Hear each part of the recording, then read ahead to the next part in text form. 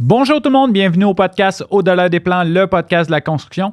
Chaque semaine, j'ai l'opportunité de rencontrer un entrepreneur issu du milieu de la construction qui nous parle de son parcours et de son histoire. Tout d'abord, j'aimerais remercier mes commanditaires qui me permettent de faire ce merveilleux podcast.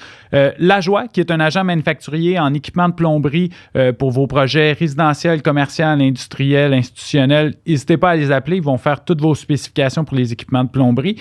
Ainsi que Frankie, qui est un manufacturier d'éviers et de robinetterie que Lajoie représente. J'aimerais aussi remercier Bugatti qui nous permet d'offrir un super cadeau à nos invités. Cette semaine, j'ai eu le plaisir et l'opportunité de rencontrer Francis Charon de EMD Bâtimo. Donc sur ce, je vous souhaite bon podcast. Vous écoutez Au-delà des plans avec Bruno Rajotte.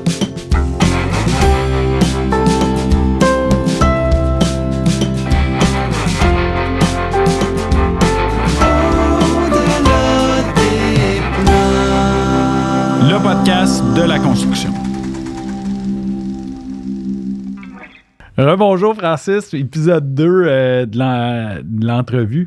Quand on s'est laissé, on parlait un peu de tout l'épisode Créa TV, tout l'investissement. En tout cas, je suis encore un peu troublé, j'ai hâte de... ça va m'intriguer pas mal.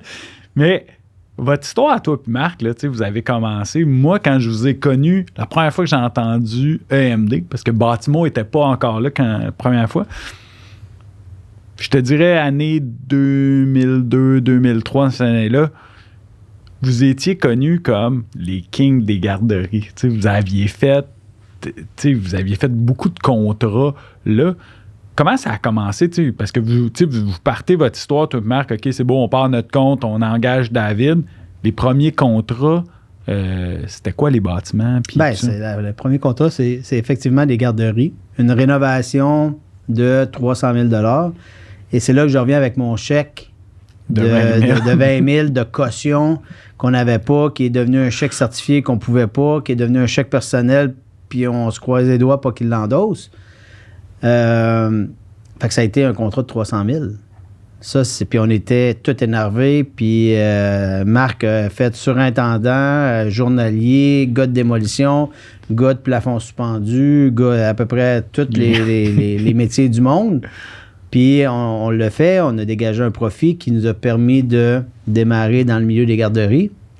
Puis quand on se parle toujours de se réinventer, ça se fait dans chacun des domaines respectifs. Nous, à l'époque, il y avait un gros boom de garderies.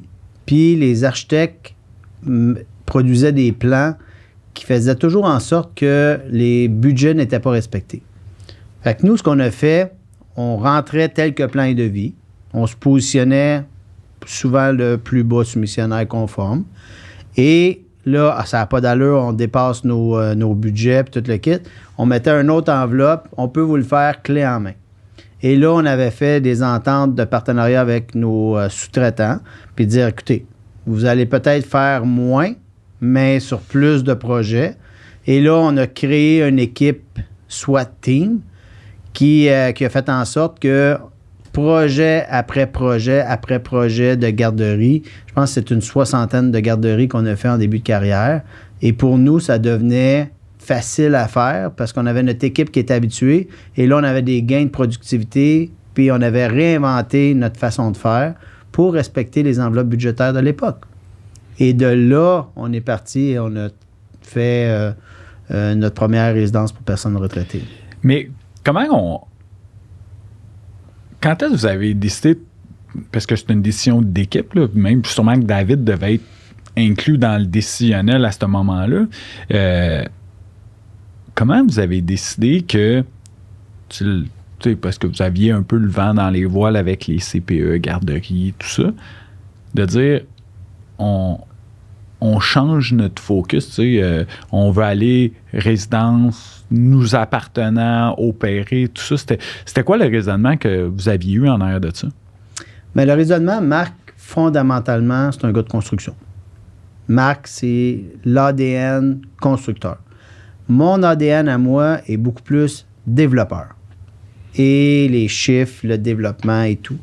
Et ma mère était dans les résidences pour personnes retraitées depuis toujours. Donc, on a commencé un premier projet avec ma mère et mon oncle qui n'a pas tellement bien fonctionné. Donc, là, on a été chercher des partenaires financiers pour combler le manque de liquidité et tout.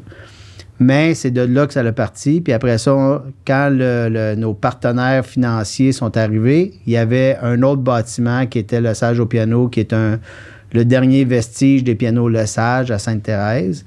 Et là, les deux projets venaient ensemble avec le nouveau partenaire. Et c'est les deux projets qu'on n'a pas bien performés. Et là, on a commencé un autre projet qu'on a appris plus, qui est le Nobilis, qui aujourd'hui est une de nos plus belles bâtisses, qui va le mieux avec une directrice extraordinaire qui est là depuis le jour 1.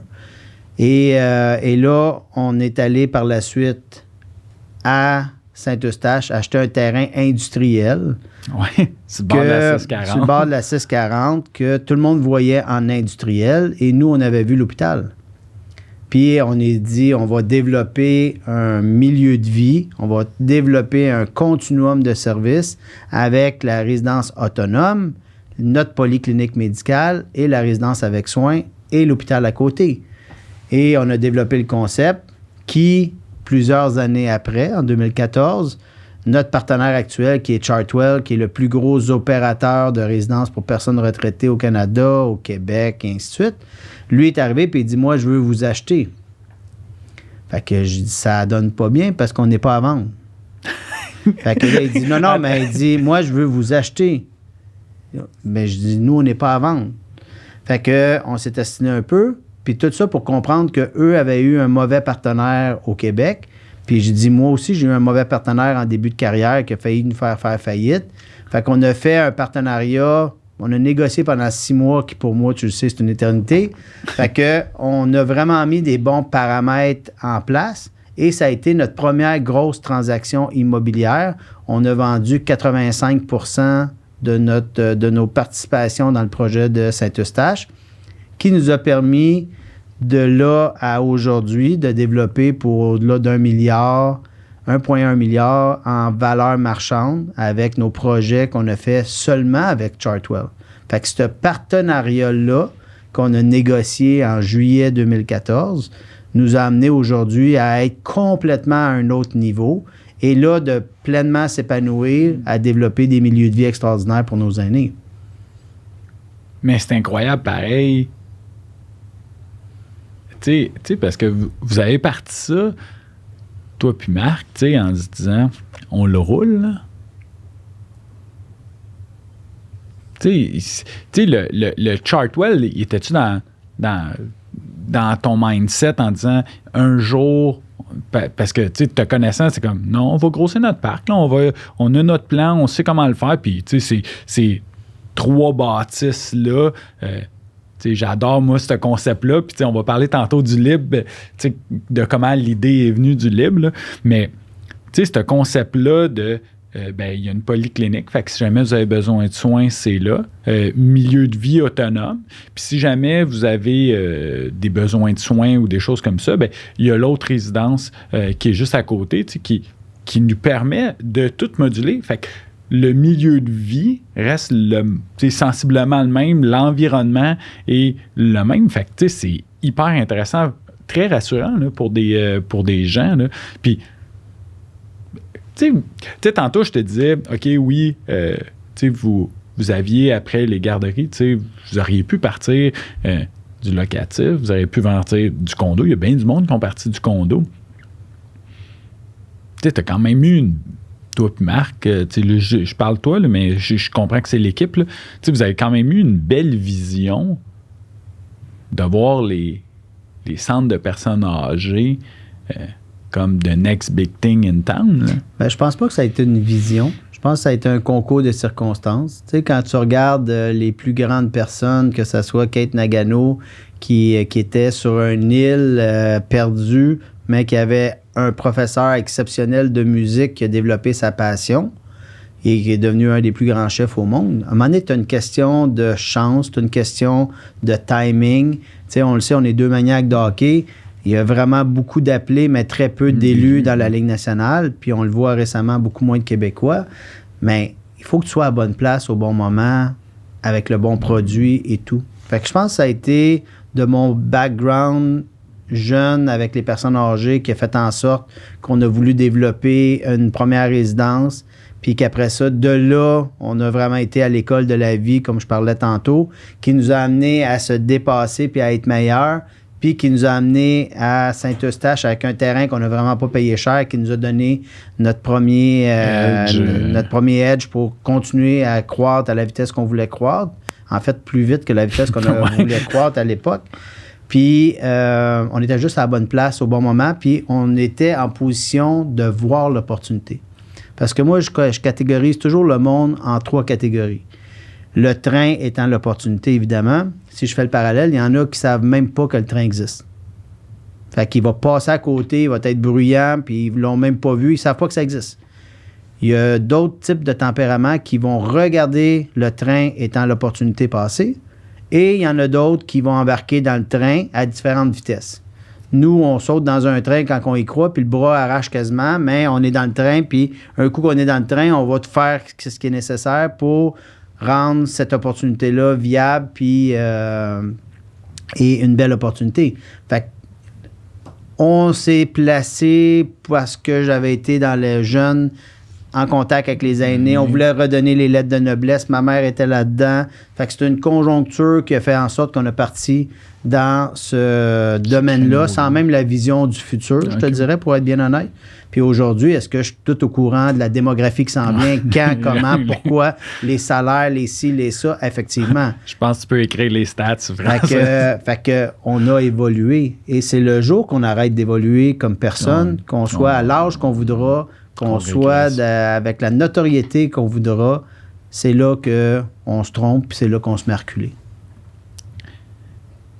Il y a un projet majeur qui va faire partie, qui fait déjà partie de l'histoire, puis que j'aimerais ça en jaser parce que, tu sais, le 11-11 Atwater, tu sais, moi, j'étais avec vous autres quand on a commencé en périphérie de l'île de Montréal. On était à Québec.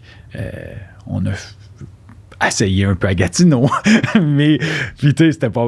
Mais pourquoi le centre-ville? Tu sais, il me semble que vos affaires allaient bien en périphérie. Puis le 11-11 Atwater, je sais que vous avez eu une belle opportunité, là, parce que tu étais un gars d'opportunité. Tu as vu une opportunité, tu y as été. Mais le 11-11 Atwater, pourquoi aller au centre-ville? Tu sais, quand je parlais que le train, le fameux train que je vais faire souvent en référence, il y a un train qui a passé. Puis on avait l'opportunité d'être à la bonne place au bon moment, avec les bonnes personnes. Et on avait sorti de notre champ d'expertise, parce que le centre-ville, dans une tour de 38 étages, c'est pas dans notre expertise, pas avec notre pain puis notre beurre. Puis on avait une vérification diligente à faire en l'espace de 60 jours. Ce qui prend habituellement, dans un projet comme ça, plus 6 mois. Et là, j'ai convaincu tout le monde qu'à partir de Chartwell à l'époque, quand c'était une résidence pour personnes âgées, et j'ai dit, parce qu'il disait c'est impossible, juste 60 jours, c'est ce que ça nous prend à nous pour donner notre aval dans un projet d'envergure comme ça.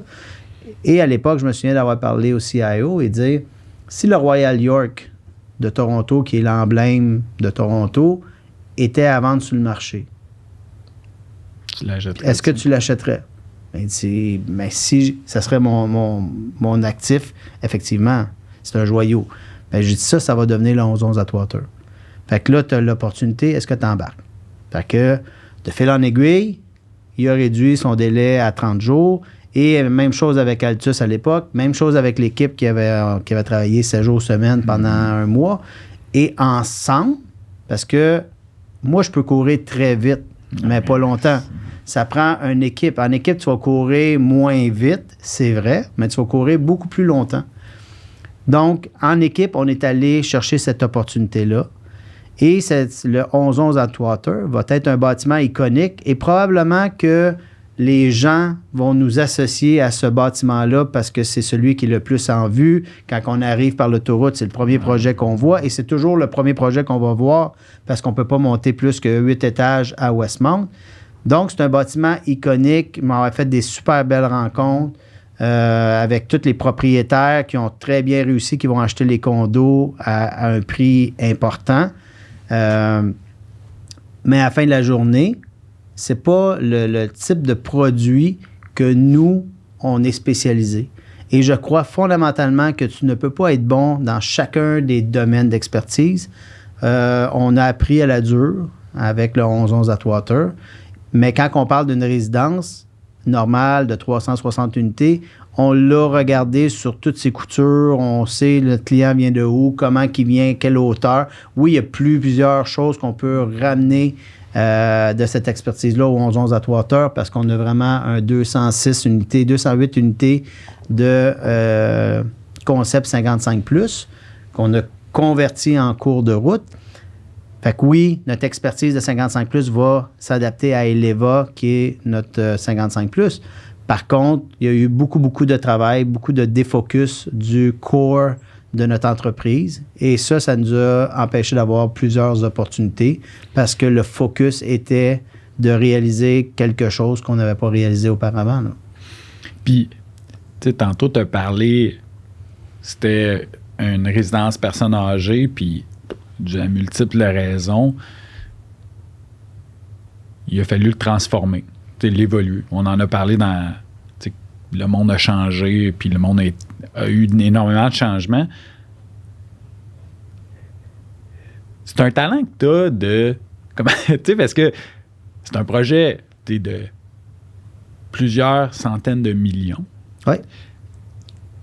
Puis tu as fait... Puis ça, je sais que c'est ta portion à toi.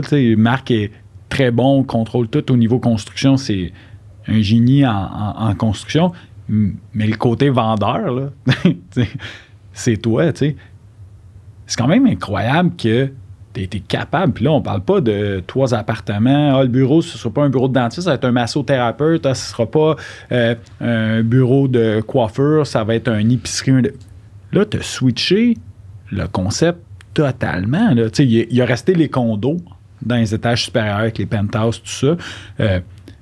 Fait que là, tu as transformé la résidence de personnes âgées autonomes avec service à un Eleva qui est une résidence personne 100% autonome, 55 ans et plus. Exact.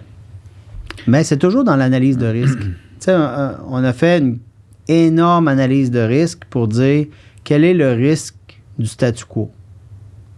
Et le risque du statu quo, qui est beaucoup plus facile, qui aurait été bien moins de mal de tête, était trop risqué pour nous, mais pour nos partenaires. Fait qu'on a parlé à nos partenaires, puis ça a même passé par un rachat d'un des partenaires, que lui croyait moins au repositionnement. Et c'était l'analyse de risque qui nous dictait qu'on devait aller dans cette direction-là. Puis aujourd'hui, on voit que ça a été la bonne décision, mais avec une énergie, puis on sous-estime l'impact et l'énergie nécessaire à transformer un projet en cours de route, en construction, surtout un projet de cette envergure-là. Mais aujourd'hui, c'est mission accomplie. On commence à livrer nos unités au 1er octobre. Puis la beauté de la mémoire humaine, c'est que quand tu vois que ton résultat final est incroyable et exceptionnel, tu oublies le chemin parcouru. Fait que, mais il faut que ton résultat soit exceptionnel. Puis, comme je te dis, le monde va nous attribuer ce projet-là bien plus que les 15 000, 20 000 portes qu'on va avoir développées en fin de carrière. Ouais. Tu sais, je pense que les gens, c'est ça, souvent on a tendance à voir juste le résultat, là, mais le process dans lequel on passe, moi, c'est ce qui m'impressionne de tout projet, de tout entrepreneur, c'est bien plus par où qu'on passe. Là. Tu sais, moi, il y avait un banquier qui m'avait dit à un cocktail, il dit, moi, j'adore parler aux développeurs parce que chaque projet est une encyclopédie en soi. Elle a son identité, son histoire, et c'est pas vrai qu'un projet ne peut pas avoir d'histoire. Ça a toutes des histoires rocambolantes, projet après projet. Puis là, j'ai dit, sais-tu quoi? T'as bien raison. Oui, non, c'est ça, c'est incroyable. Tantôt, on parlait, vous êtes des gars de cœur, toi puis Marc. Vous avez monté une petite activité, là. qui est rendu une méga chose, qui est toucher le sommet. D'où est venue ton idée premièrement, peux-tu parler de la fondation? Persévérons ensemble, en fait, c'est venu encore une fois d'une opportunité où le train passait, puis je voulais embarquer dans le train, bénévolement dans ce cas-là. J'ai été approché par la Chambre de commerce parce que j'ai un parcours assez atypique. Je pense qu'on fait partie, Marc et moi, de la définition pure d'un entrepreneur au Québec. Puis même quand on regarde l'histoire d'Amazon, c'est parti dans son garage. Fait que vraiment, d'où les origines, la passion, le cœur, le travail, puis ainsi de suite. Et là, la Chambre de commerce Thérèse de Blainville m'invitait comme conférencier dans les écoles défavorisées pour partager mon histoire. Et là, j'ai fait des conférences un petit peu partout au Québec que je prenais beaucoup d'expérience à faire ces conférences-là. Je pense que les étudiants m'en donnaient plus que moi, je leur en donnais. Et ça l'a comme allumé quelque chose en moi. Je me souviens même d'avoir été escorté dans Montréal-Est par des gardiens de sécurité. La classe était en bordel total. Puis j'avais commencé ma conférence en disant « Le premier diplôme que j'ai gagné, c'est comment faire chier ma belle-mère. » Fait que là, j'avais eu toute l'attention des gens. Fait que c'était plus l'histoire à mon frère, mais ça, c'est une autre affaire. Mais de parler à ces gens-là à cœur ouvert et pas d'étant... Moi, je suis diplômé de l'École de technologie supérieure en ingénierie et voici comment je suis bon, je suis fin, puis je suis grand, puis c'est pas ça qu'ils veulent entendre. Ça, c'est de la bullshit. Fait que j'aimais pas l'école. Moi, là, une chance que les chaises étaient en plastique parce que je les aurais usées. J'ai redoublé ma 6e année, j'ai redoublé mes mathématiques secondaire 3. J'ai fait ci, j'ai fait ça, puis regardez aujourd'hui où ce que je suis. Mais c'est pas la finalité qui est importante. Comme tu dis, c'est le parcours. Et je voyais l'impact que j'avais sur les jeunes à juste être moi-même puis à témoigner vraiment de mon parcours et pas d'embellir quelque chose qui n'est pas vrai. Fait que après ça, j'ai dit « Wow! » Avec ces conférences-là, je voyais l'impact. Qu'est-ce qui se passe avec nos garçons qui, 1 sur 2, décrochent avant l'âge de 17 ans, avant l'âge de 21 ans, leur secondaire 5. Fait que là, j'ai regardé qu'est-ce qui se passait dans l'industrie, puis il y a vraiment des belles fondations qui font du bon travail à tous les jours et depuis longtemps. Mais j'ai dit, comment avez-vous le lien avec la communauté du monde des affaires? Parce qu'on sait que le communautaire, c'est difficile d'aller chercher des sous et tout. Puis, dans le privé, on a des sous. On donne fréquemment aux différents organismes. Ça fait partie de notre culture. Et on est capable de donner des témoignages. On a tous des parcours atypiques. Moi, je pense que dès que tu es entrepreneur, c'est rare ceux qui ont eu une ligne très droite. Habituellement, il y a des déficits de l'attention, il y a des maniaco-dépressifs. Il y a toujours quelque chose de pas normal pour être entrepreneur parce que quand on connaît tous les risques associés à ça, il y a quelque chose qu'on a tous de commun, c'est qu'on n'a pas un parcours droit et linéaire. Exact. Mais, fait que là, on a créé Persévérons ensemble pour vraiment regrouper tous les joueurs, que ce soit le Carrefour Jeunesse Emploi, que ce soit la commission scolaire, que ce soit plein d'organismes ultra impliqués avec les jeunes pour que nous, on soit comme le centre, puis après ça, ben, qu'on aille chercher de l'argent dans le marché. Et là, un des projets qu'on a développé, c'est monter le sommet. Puis le monter le sommet, pour moi, j'ai eu des personnes significatives dans ma vie qui ont été incroyables et qui m'ont permis d'être la personne que je suis. Puis aujourd'hui, je travaille, je m'efforce de redonner le plus possible à la communauté pour être cette personne-là qui va être à la bonne place au bon moment pour un jeune et que ça va changer sa vie à lui comme les personnes ont changé la mienne. Fait que ça, c'est une mission de vie que moi, je me suis donnée. Et pourquoi la montagne? La montagne représente la vie. Fait que quand tu montes la montagne, à certains moments donnés, ça ne sera pas facile. Tu vas avoir besoin d'aide, tu vas avoir besoin d'encouragement, mais comparativement à la vie, quand tu atteins le sommet, tu l'atteins dans une journée. Tu as passé toutes les étapes, mais tu l'atteins dans une journée versus la vie qui est un continuel processus. Et là, des histoires qu'on a eues, la première édition, je me souviens, il y a la directrice de la Maison des Jeunes m'appelle, elle dit, tu sais, Francis, je sais qu'on avait mis 12 ans, l'âge minimum, mais j'en ai un enfant de 10 ans qui subit beaucoup d'intimidation. Puis j'aimerais ça qu'il fasse partie de l'aventure. C'est un bon petit gars, puis tout le kit. Mais, long story short, l'intimidateur est devenu le protecteur de ce jeune-là parce que là, il était dans la même équipe. Et la montagne, c'est un processus de 13 semaines. Donc, c'est pas comme on veut appeler en Chine, on prend un téléphone, on fait le code régional, on appelle en Chine, on a tout de suite la gratitude instantanée tout le temps dans notre génération. Ça, c'est un processus. Et la finalité est la montagne. Et on a des gens, fait que le jeune qui était intimidé est devenu, il a grandi d'un pied parce que son intimidateur est devenu le protecteur.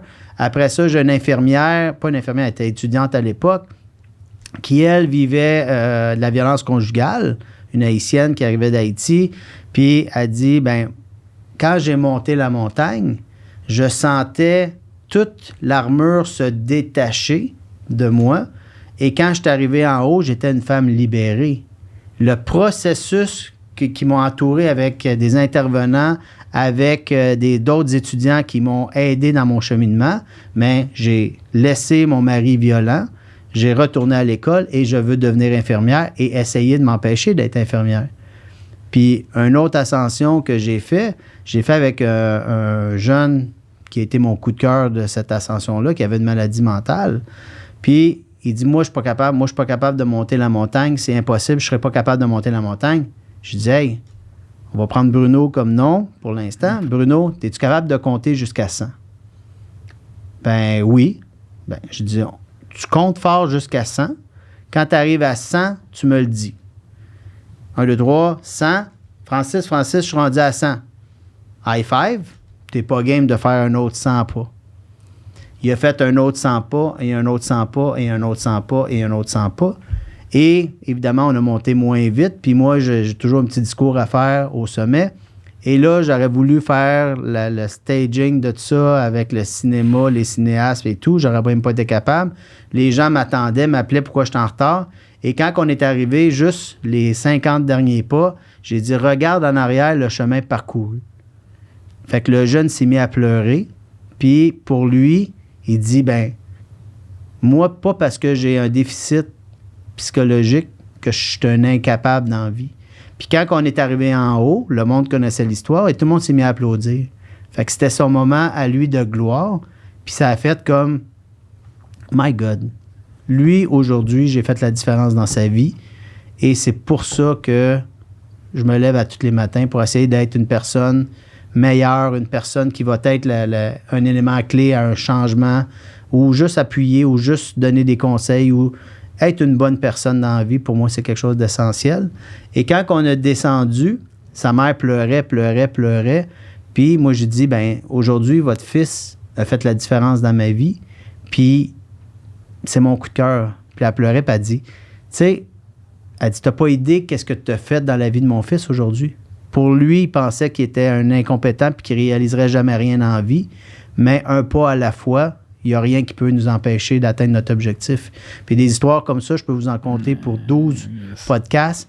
C'est ça, toucher le sommet. Et c'est ça, s'impliquer dans la communauté.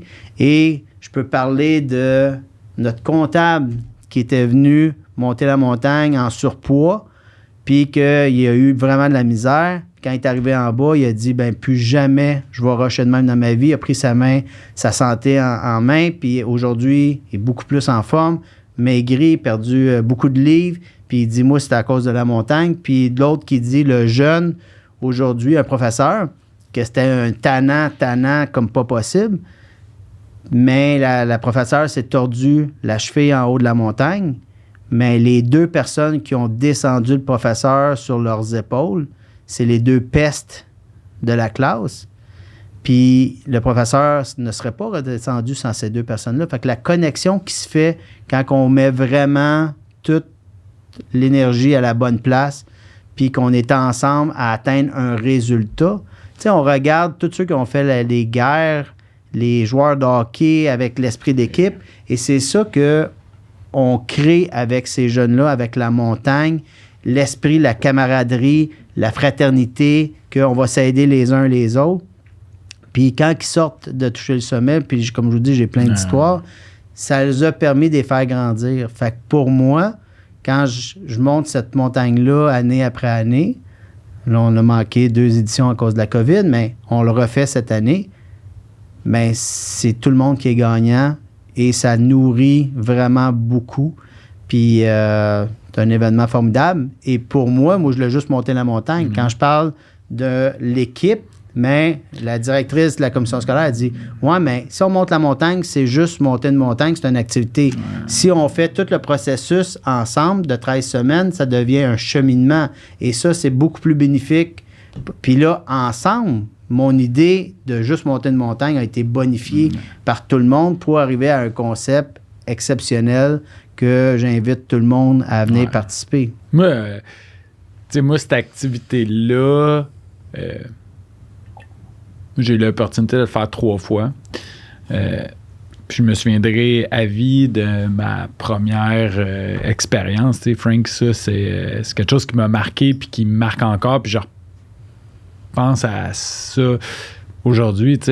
Moi, je m'occupais de la maison des jeunes de Sainte-Thérèse, je pense, tu sais où est-ce que je m'en vais. Puis le matin, il y avait un jeune qui embarquait pas. Puis le matin, je me souviens plus du nom de la responsable de la maison des jeunes. Elle vient me voir puis elle me dit « Je vais avoir besoin que tu t'occupes plus d'un jeune. »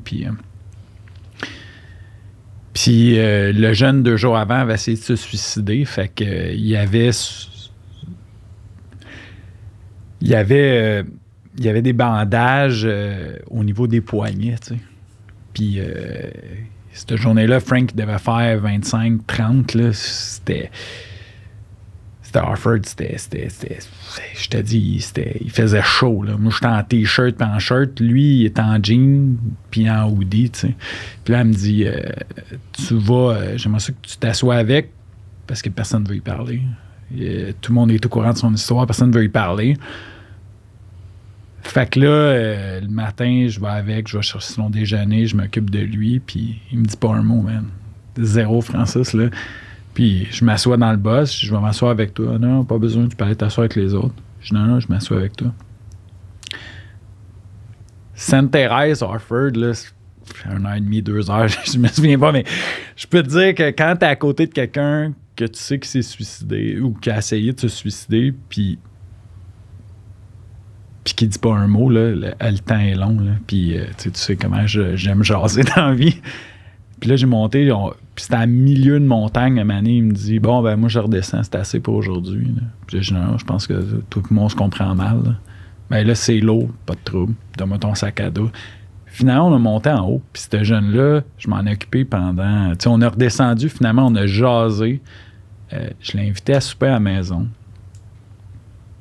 Puis là, on a ouvert. Puis à un moment donné, il me dit « Ouais, mais pourquoi tu fais ça? » Ben je dis « Peut-être ce que je fais là pour toi, t'as juste besoin d'une affaire, tu sais. »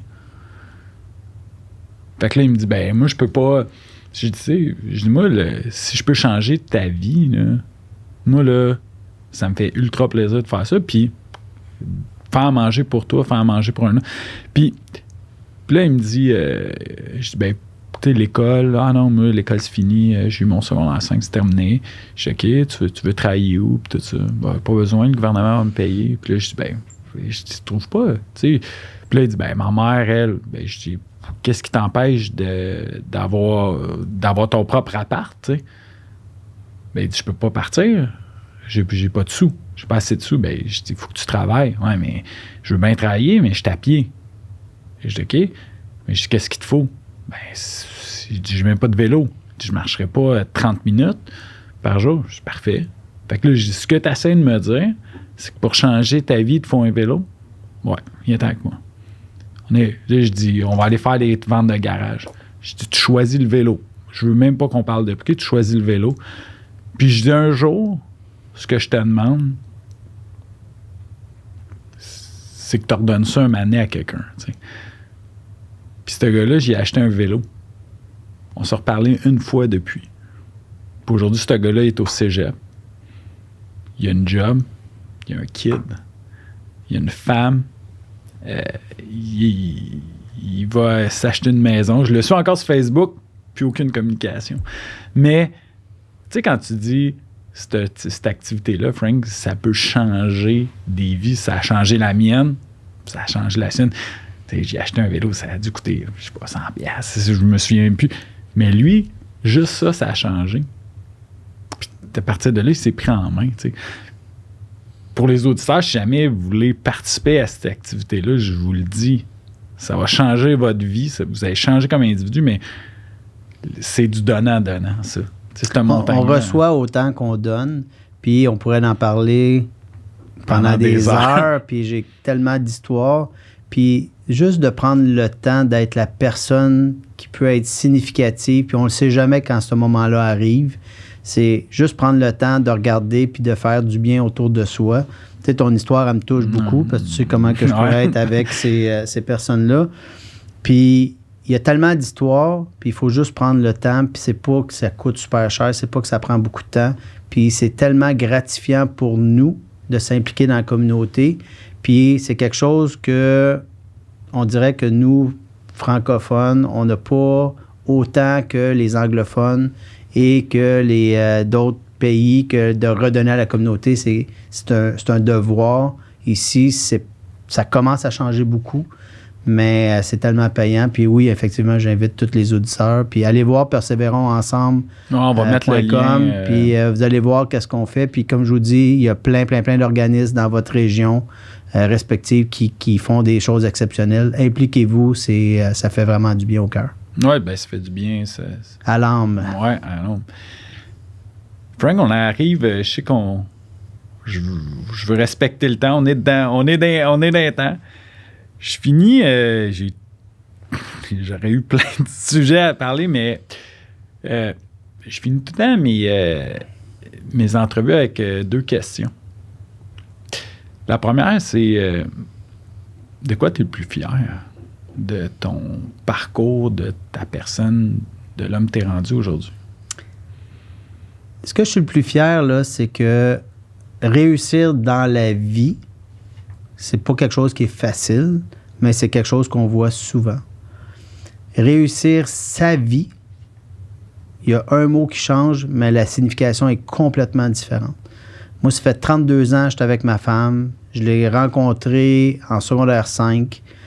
J'ai 2 enfants formidables, Vincent et William. J'ai une famille alentour de moi exceptionnelle, qu'on est souvent ensemble, qu'on dit qu'on s'aime, qu'on se prend dans nos bras. J'ai des amis formidables. Mon entourage, c'est une garde rapprochée que je suis privilégié d'avoir dans ma vie. Fait que moi, j'ai réussi ma vie, puis j'ai réussi dans la vie. Et ça, c'est probablement la chose que je suis le plus fier. Tu sais, quand tu dis... Tu sais, t'es un gars de cœur, mais tu sais, t'as tout le temps mis l'individu, la personne, dans toutes tes décisions. Puis, tu sais, souvent, les entrepreneurs... tu sais le nombre d'heures qu'on a passé au bureau ensemble. On finissait, on éclairait quasiment le stationnement, les lumières du stationnement s'éteignaient, puis c'était encore la tour à bureau dans nos bureaux que ça éclairait le stationnement. Tu trouves-tu que les sacrifices, parce qu'on en a fait beaucoup de sacrifices, on les a fait différemment, toi et moi, mais on en a fait. Tu vois-tu ça comme des sacrifices? Parce que, tu sais, le travail, l'investissement personnel, tu sais, on vient de parler de la fondation, c'est l'investissement personnel que tu es un gars de famille, fait que tu impliques la famille avec. Tu vois ça comme des sacrifices? Moi, j'ai l'heureux privilège d'être un passionné, puis que j'ai toujours dit que moi, je travaille pas dans la vie, je m'amuse. Puis je suis tombé sur mon X dans quelque chose qui me fait carburer. Où ce qu'on a eu le plus grand sacrifice, c'est plus au niveau familial avec ma conjointe qui avait sa carrière, qui était huissier de justice, qui avait sa profession à elle. Et à un moment donné, avec les enfants, bon, venu travailler pour l'entreprise. On allait porter les enfants le matin avant même que la garderie ouvre. La première éducatrice qui arrivait, on lui donnait quasiment nos enfants. Puis après ça, elle allait chercher les enfants le soir. Elle revenait au bureau, travaillait jusqu'à minuit, partait, les enfants couchés dans un manteau comme dans notre bon vieux temps. Et tout ça pour arriver à un point de dire ça n'a plus aucun bon sens, la vie qu'on mène, le nombre d'heures qu'on fait, puis qu'est-ce qu'on fait subir aux enfants. Et elle a fait le plus grand sacrifice de dire je vais sacrifier ma carrière au détriment, pour pas détruire notre vie familiale. Et aujourd'hui, probablement que si elle n'aurait pas fait ça, on ne serait plus ensemble. Et là, je ne serais pas capable de vous dire aujourd'hui que probablement que j'aurais réussi dans la vie, mais je n'aurais pas réussi ma vie. Fait qu'elle, elle a amené comme l'équilibre. Fait que le sacrifice a été fait plus par ma conjointe que par moi qui est un passionné. Je ne dis pas que c'est toujours facile. J'ai toujours le goût de courir, d'aller travailler. Mais ce que je fais, je l'aime. Mais oui, c'est un tout qui fait en sorte qu'il y a des sacrifices qui sont faits. Tu sais, d'aller travailler quand tu es malade parce que tu n'as pas le choix d'être au travail, de te réveiller la nuit parce que tu ne sais pas comment tu vas faire pour faire les chèques le jeudi parce que tu es en manque de liquidité. Fait qu'il y a beaucoup de sacrifices comme ça. C'est un choix. Tu n'es pas obligé de faire ça. Puis c'est pour ça probablement qu'on est moins de 5 % d'entrepreneurs au Québec. Mais les plus gros sacrifices, je te dirais, dans mon cas personnel, ça a été plus au niveau de ma conjointe. Quel héritage t'aimerais laisser à l'industrie de la construction? L'innovation. Je pense qu'on s'en va dans une pénurie de main-d'œuvre qui va accélérer. On s'en va dans une diversité parce qu'on n'aura pas le choix d'avoir l'immigration au rendez-vous pour être capable de grandir. Et la seule chose qui va nous permettre de passer à travers vent et marée, c'est l'innovation. On le voit au Québec, on est en retard au niveau de la productivité comparativement aux autres provinces du Canada, puis au G7 ou au G12, peu importe. Fait que nous, on croit beaucoup à l'innovation, au big data, à l'intelligence artificielle pour être un outil à prise de décision. Et c'est ça, moi, que j'aimerais léguer au milieu de la construction. L'innovation qu'on va en faire, qu'on en fait et qu'on va en faire au cours des prochaines années. Frank, je n'aurais pris... j'adore jaser avec toi. Les auditeurs en auraient pris plus, c'est sûr. Mais je sais que tu as des obligations, il faut que tu partes. Puis je le sais que tu es un gars qui est sollicité énormément. Puis quand Mylène m'a appelé pour me dire « Yes, Francis va être là », tu n'as aucune idée du plaisir que tu m'as fait. Fait que je tiens vraiment à te remercier personnellement de passer au micro. Je te dis, j'ai un énorme respect pour toi puis Marc, puis ce que vous avez fait. Vous êtes des gars de cœur, vous me faites réfléchir beaucoup, vous m'avez fait évoluer. On a déjà eu des conversations pas faciles. On a eu aussi énormément de plaisir. Mais les gars, vous avez été un point tournant dans ma vie. Fait que, tu sais, merci beaucoup d'être là. Merci d'être l'entrepreneur que t'es. T'as changé des vies. Tu le réalises pas, peut-être pas tout ce que t'as fait, mais tu sais, t'as influencé beaucoup de gens. T'as influencé la construction. T'as influencé énormément d'entrepreneurs, Frank. Fait que, en mon nom personnel, pour le nom de tous les entrepreneurs, merci beaucoup de continuer ce que tu fais. Merci d'être venu au podcast. Je l'apprécie énormément. Je vais prendre 2 secondes de remercier mon équipe, Diane, Mylène, Antonella. Merci, mesdames, encore une fois. Vous occupez de marketing d'un projet qui est arrivé sur un coin de table. Je l'apprécie beaucoup. Nick, Pierre, Fred, merci de me donner l'opportunité de faire le podcast. Nicole à la console, encore une fois, service incroyable, Studio SF. Si jamais vous voulez faire des activités comme ça, n'hésitez pas à le louer.